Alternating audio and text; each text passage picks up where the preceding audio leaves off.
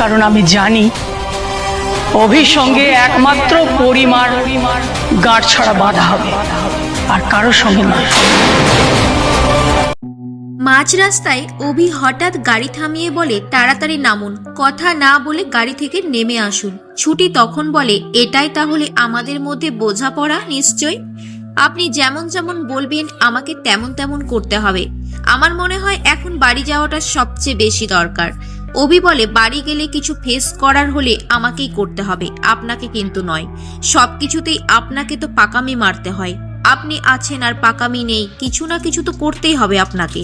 ছুটি হঠাৎ পড়ে যাচ্ছিল, তখন অভি বলে, এই যে ঠিকভাবে আপনি দাঁড়াতেও পারছেন না, সকাল থেকে আপনার কিছু খাওয়া হয়নি, আগে খেয়ে নিন, তারপর বাড়ি যাব। ছুটি বলে, খিদে নেই আমার। অভি রেগে গিয়ে বলে, এই যে আপনার জেদটাই সব থেকে বেশি। আপনি জেদ আর পাকামো থেকেই পিএইচডি করেছেন নাকি? আপনি না খেলে তখন ওই আপনার সাবিত্রীদি নাকে ওটা এসে আমাকে তখন লাঠি ঠাঙ্গা করুক। ঝুমকি এসে সবাইকে কান্না করে বলে, অভি ঘরে নেই, আমি ওকে লক করে রেখেছিলাম, জানালা দিয়ে পালিয়ে গেছে।